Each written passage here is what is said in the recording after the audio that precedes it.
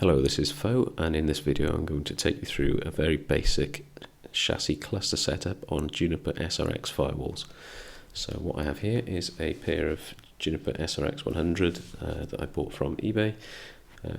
Pretty cheap boxes to get hold of, and I'm going to set them up in a redundant pair, or chassis cluster as they call it. So first job here is to log in as root and enter the CLI mode. So I'll quickly do that on both devices. CLI.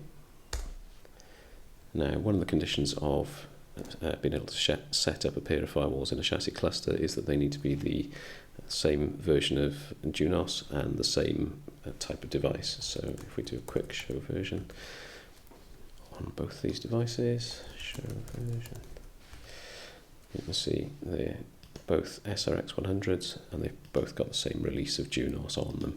So we're pretty good to go here. So I'll enter configuration mode, and the first thing I always do is to delete the factory default config off here. Even some of the stuff in there can upset chassis cluster, so let's do a delete and say yes. And of course it won't let you commit a completely blank config, so I have to do a set system root authentication, plain text password, and I'm just going to put Juniper 1 in here. Okay, commit and quit. So I'll quickly do the same thing on the other device. Yes. Set system root authentication, plain text password.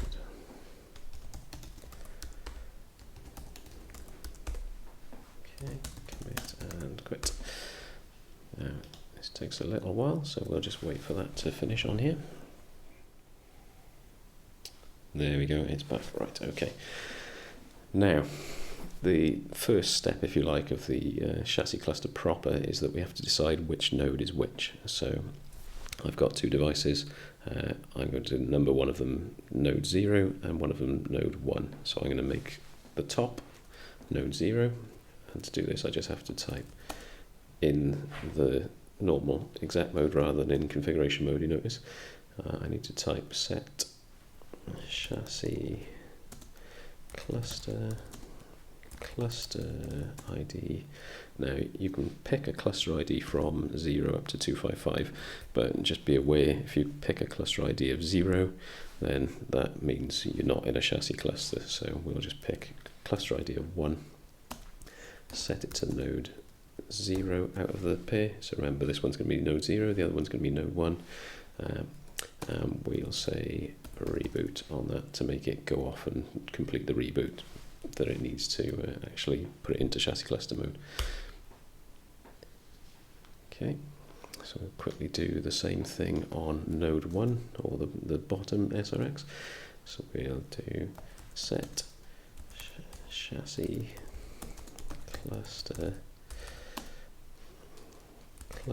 ID 1 to match the other device, and this will be node 1, and we'll tell that to reboot to apply as well. And we'll watch this one reboot. While that's going, I may as well explain to you how the topology is cabled up. Okay, so this is our lab topology. As you can see on the far left side there, on port 0 of each device, we've got a leg into the untrust zone facing outwards towards the internet. On port 1, the next one along, we've got the trust zone facing inwards towards our users. On the right hand side of the firewall, that's where we've got the chassis cluster specific type ports. So on the very far right, in port 7, is the control port. Now you don't get to decide where that goes, it's always in port 7 on an SRX 100 as soon as you put it into chassis cluster mode. And the control link is used to keep the state of the firewalls in sync. It's used to push configs back and forth and generally keep the chassis cluster running. The next port in from that, you can see on port 6, is the FXP0 interface. Now that's used for out-of-band management, so irrespective of which firewall is active, which one's standby, once you set an IP address on the FXP0 interfaces, it's always there to be able to reach those firewalls and manage them whatever state they're in.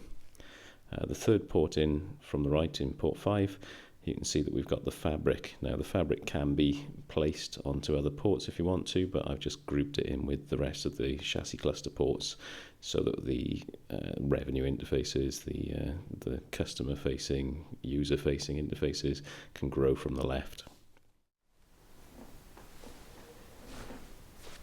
Okay, so at long last we've got the login prompt back, so let's log back in as root and the password that we just set.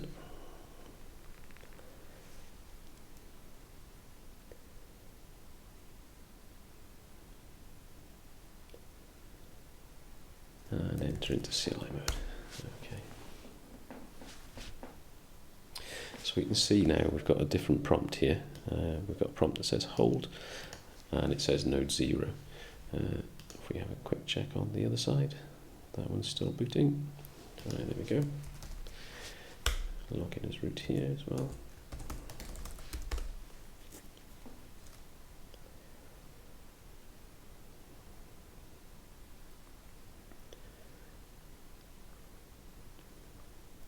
Any second. Into CLI.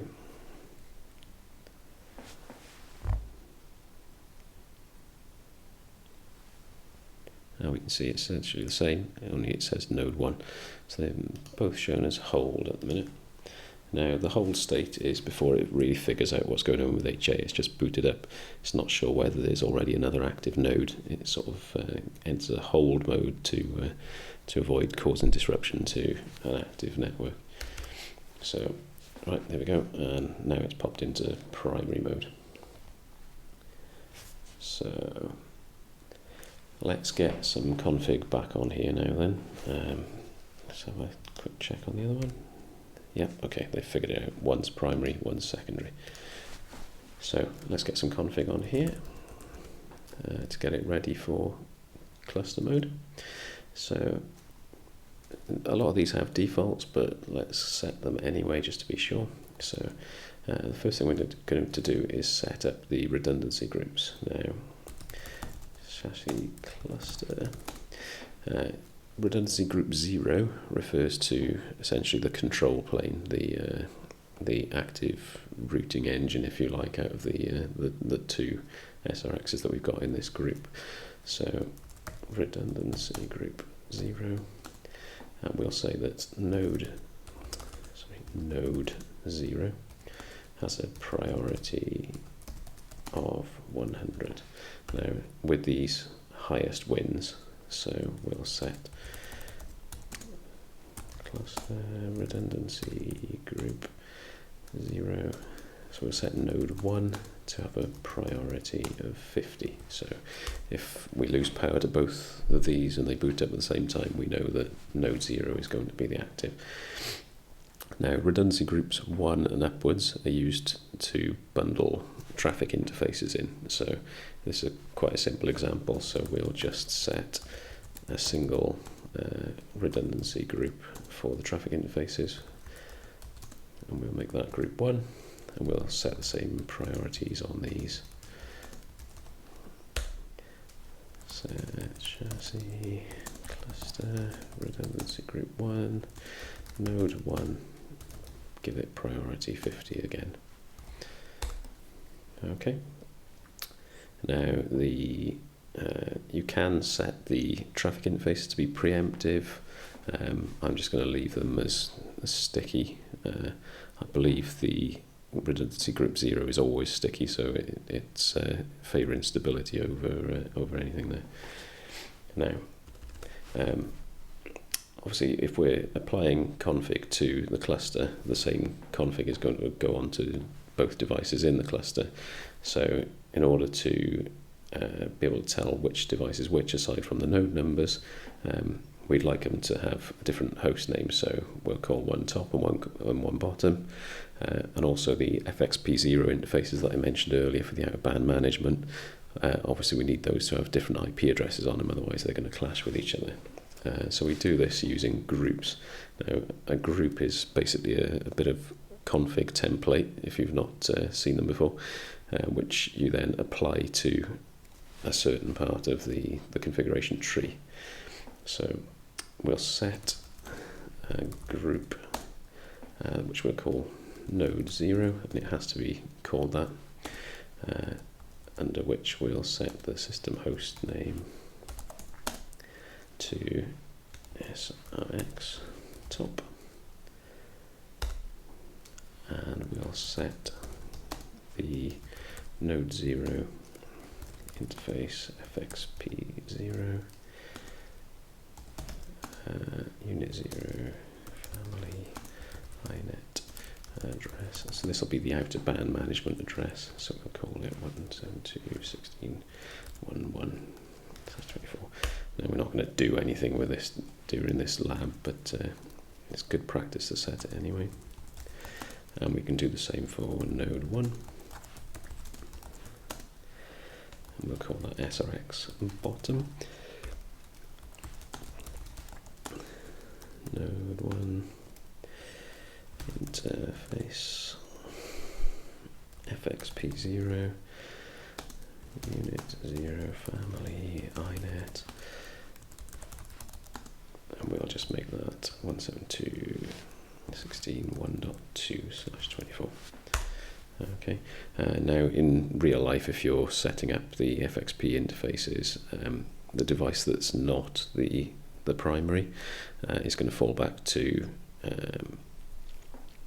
using the default network routing. It can't use the routing table of the device, so you need to configure that, but we won't do that right here. So these groups are all very well, they're just a template, so we need to tell it how to apply them. So we do that with a set apply groups command, and there's a special string that's used for wildcarding which node this applies to.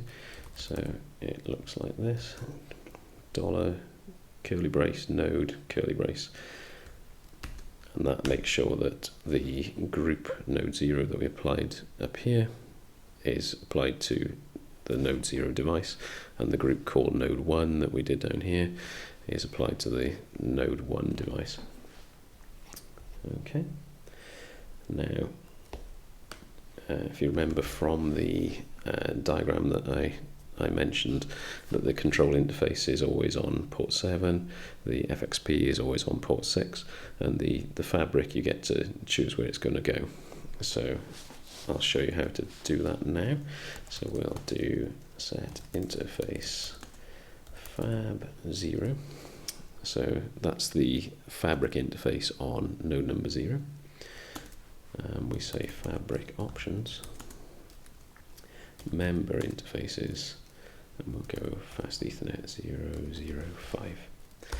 Now, you can have more than one fabric. You can have up to 2 if you want to make them resilient.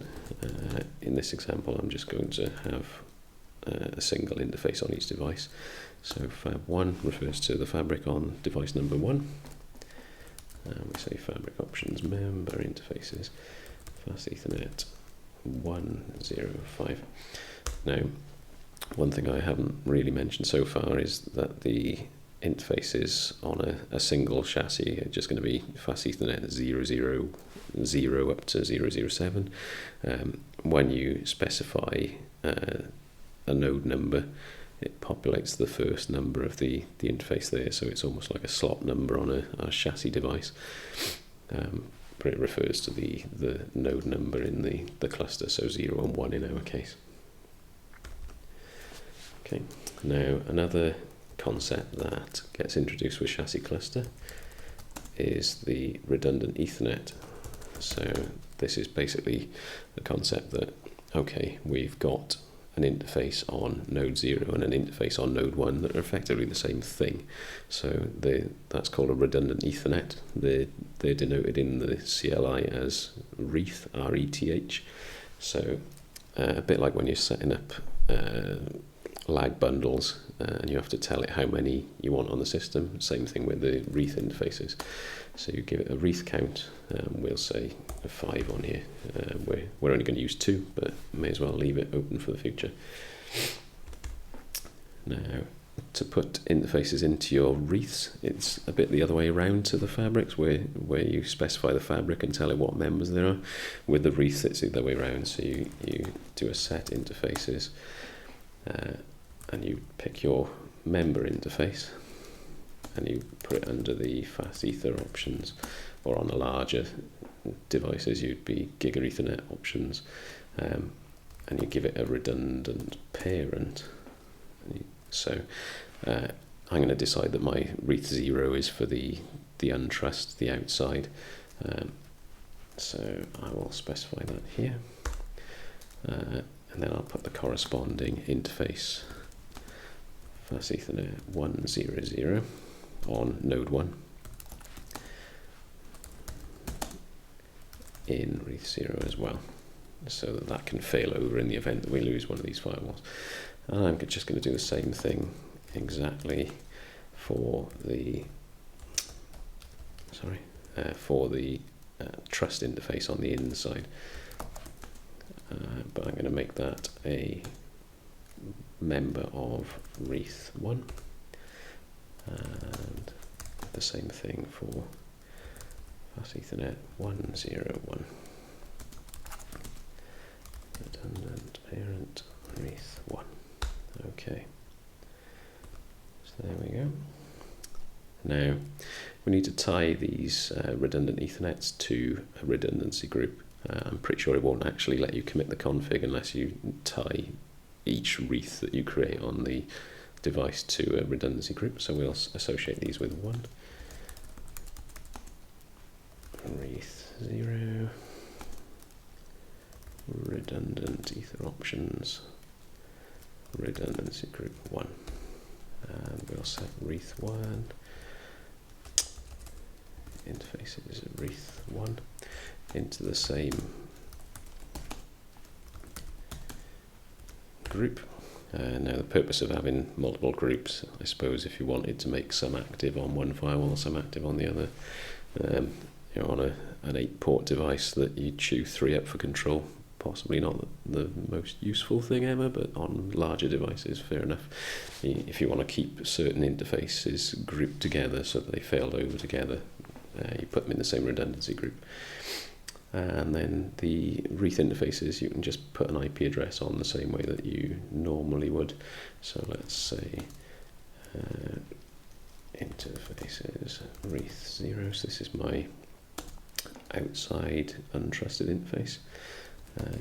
Unit 0 family inet address, and we'll make this 10.10.10.10/24, and we'll set the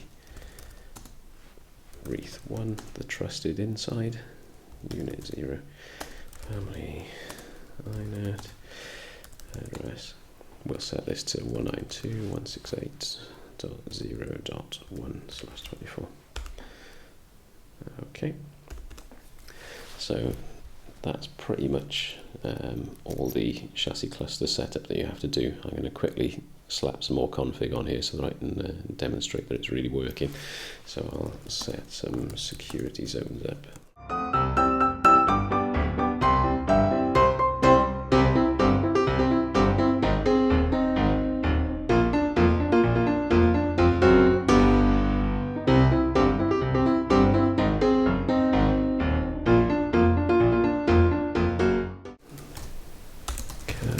And quit. We only need to put this configuration on the one device. It'll automatically replicate over that control interface over to the standby unit. And in fact, you can configure on the standby unit and it'll replicate to the active unit. So we'll just wait for this to commit now. Now, one thing you can see since we've gone into chassis cluster mode, aside from the obvious fact that it takes absolutely forever to commit the config, is that you now get a configuration check, and then it commits onto the other node, and then it commits onto the local node. So slightly different to how it used to be, but we can see now, instead of just being called an empty host name, we've got SRX top on this device. If I just jump on to the other device, the secondary, now we've got SRX bottom. So that has come from the group config that was here. See, so that's obviously been applied correctly along with the FXP config. Now, so we're obviously, as you can see, the config is replicated, but let's do some quick show commands to make sure everything's as we'd expect. Now, the main ones that you want are under show chassis cluster. There's a whole raft of commands you can pick from here, but the main one is status. Now that shows our nodes for each redundancy group.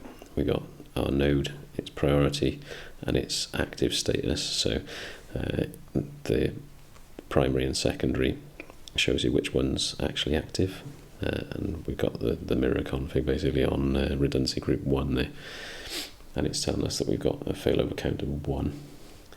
Now we can also do a show chassis cluster statistics. Now this one's useful because it shows you for the control link and for the fabrics how many packets going back and forth across the links. So obviously if you see one of these stop counting up, then you know that something's broken. If you see them continuing to count up, then you can be fairly confident that the link is in good condition.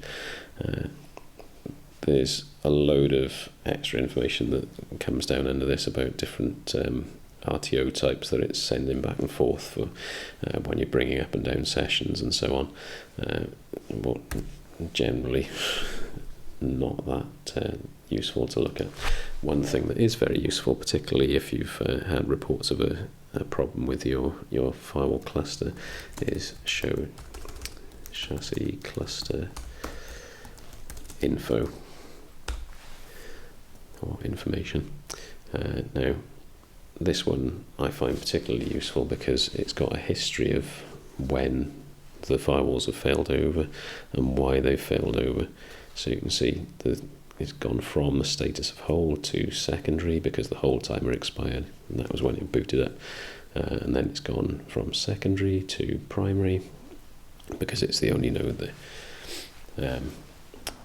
And the same thing for the other redundancy groups. And if I scroll this down, it gives me the same status for node 1 as well. So I can see the reason why the standby has failed over or become active or anything like that.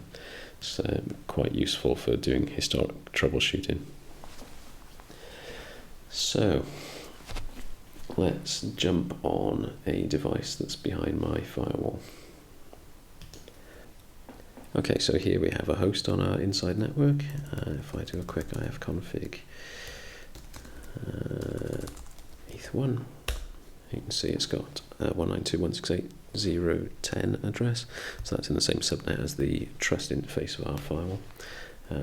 If I try and ping through the firewall to 10.10.10.254, which is the gateway that the firewall is facing, then I can get out through that fine.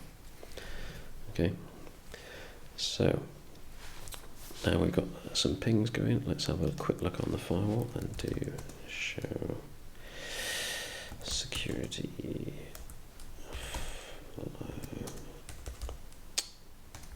session, and we can see we've got some ICMP going through here from my host on the trust, going out to 10.10.10.254, the gateway outside the firewall there. Okay, so while we've got this going on, it's a fairly reasonable measure to see how the firewall failing over affects traffic. So let's quickly do a manual failover on the redundancy group 1, which is the traffic interfaces. So to do that, we do request chassis cluster failover of redundancy group 1, and we'll force it over to node 1 because it's actually active on node 0 at the moment. Okay, if we have a quick look at our pings,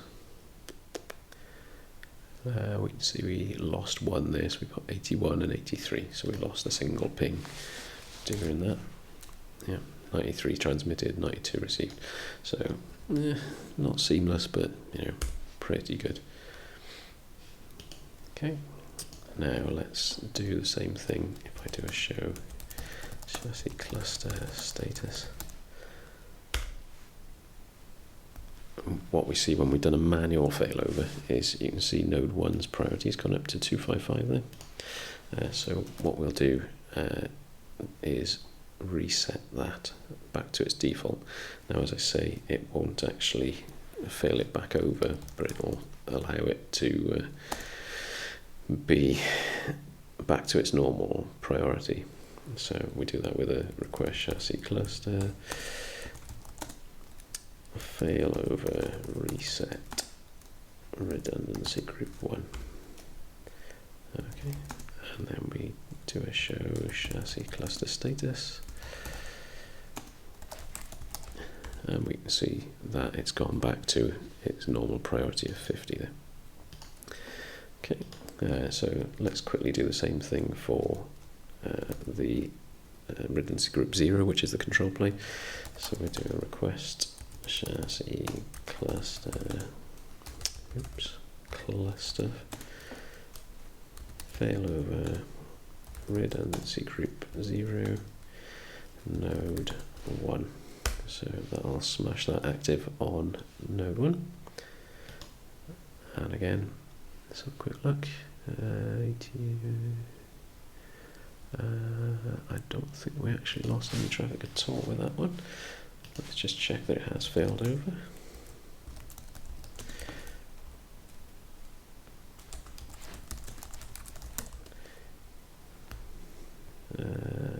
Yep, it's definitely gone over, and you can see that the prompt has changed on this device to secondary hold. It'll sit in that state for, I think it's around 3 minutes.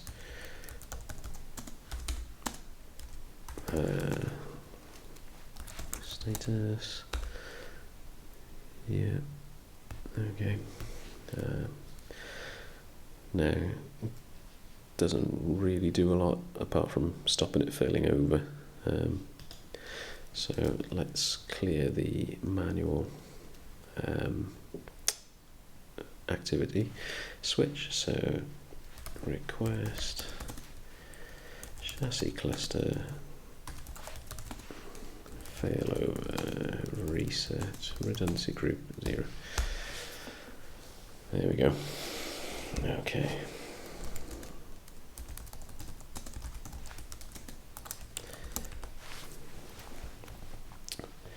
Okay, so one of the purposes of the fabric link that we've got on here, aside from traffic that's traversing from one device to another, if you've got split redundancy groups, that sort of thing, is that it acts as a backup to the control link. So if for some reason the control link is to fail but the fabric link stays up, the SRX can detect that it's sort of gone into a potential split brain situation, and the way it reacts to that is that it actually shuts down the standby firewall.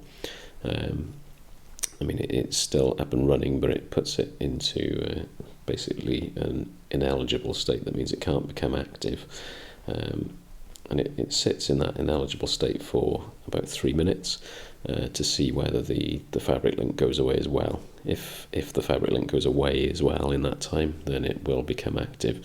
But if it sits there for 3 minutes and its fabric link is still there, but the control link has been interrupted, it will go into a disabled state, which means you can't actually ever become active on that firewall. Now let's have a look and see whether our device has come out of hold yet. No, it's still in hold. Okay, so we've finally gone into secondary mode. It's come out of hold, so we can actually demonstrate what happens when you do interrupt that control link. Now, The control link being interrupted doesn't even have to be the link physically going down. It is permissible but not recommended to run the fabric and control through switches, with certain caveats. So it uses keep alives to detect the possibility that if you're going through multiple switches, that you break a link between the switches and the interfaces stay up, but for some reason your traffic isn't passing. So to simulate that situation, what I've got is a Q&Q switch, and if I jump on here, now my port 8,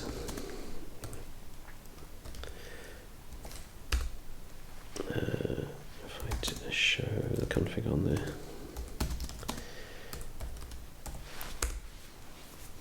there, what I've done is I've put a switch in between the control interfaces on these two SRXs, and it uses a .1Q tunnel VLAN to basically pass any traffic that comes in on that port straight out to the other one. Now, what I can do to simulate a control link silent failure, if you like, is to just move the port into a different VLAN. So if I just do that quickly, VLAN 1, why not?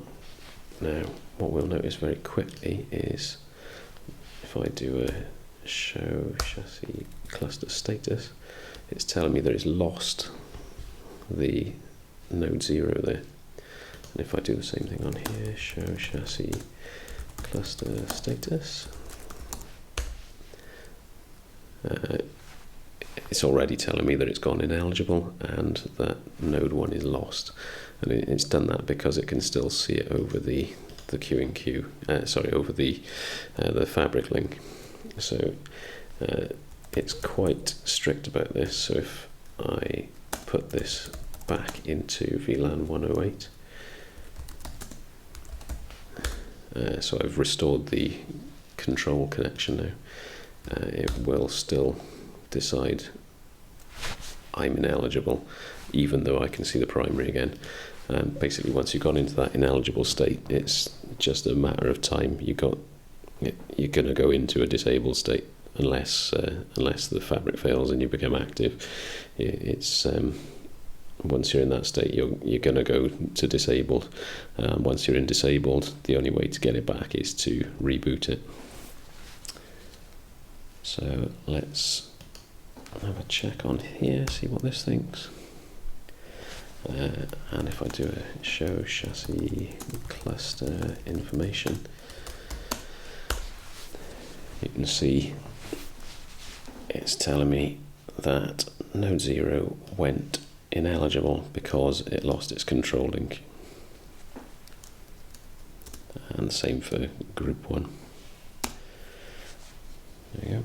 So if we wait out the 3 minutes, we're going to find that this will go from ineligible to disabled.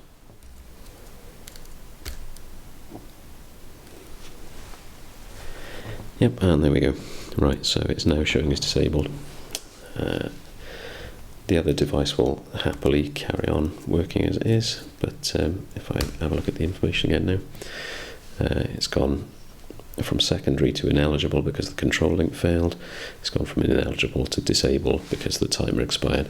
And you can see in show chassis cluster statistics,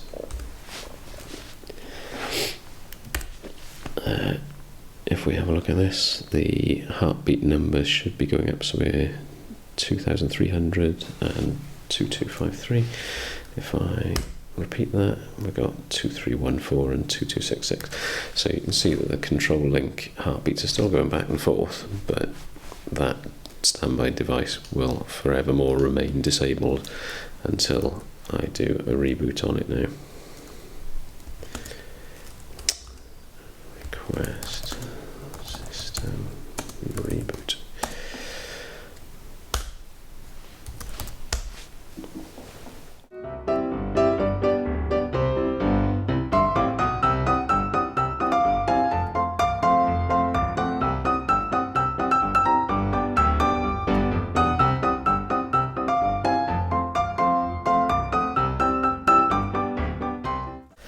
Okay, so let's log back in.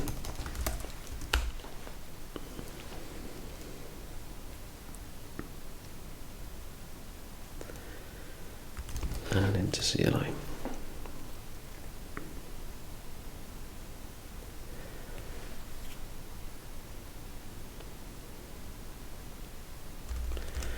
Yeah, we can see that this device has gone into hold again. Let's have a look at the chassis cluster status. Okay, so it's still not recognised that the other device is back. Yep, there we go. Right, that's gone secondary now. So there we are. Okay, so we've built it, we've failed it over, we've tested it, we've broken it by breaking the control link, and now we've recovered it to a standby state. So, okay, we're aboard a chassis cluster now. We don't want to use that on our kit anymore. We want to get that off. So how do we do that? Pretty simple. So we do a set chassis cluster disable. There we go. And then, just to be sure, we'll do a request system 0eyes. Yep, bye-bye config. And we'll do the same on the other. Set chassis cluster disable. And a request system 0eyes.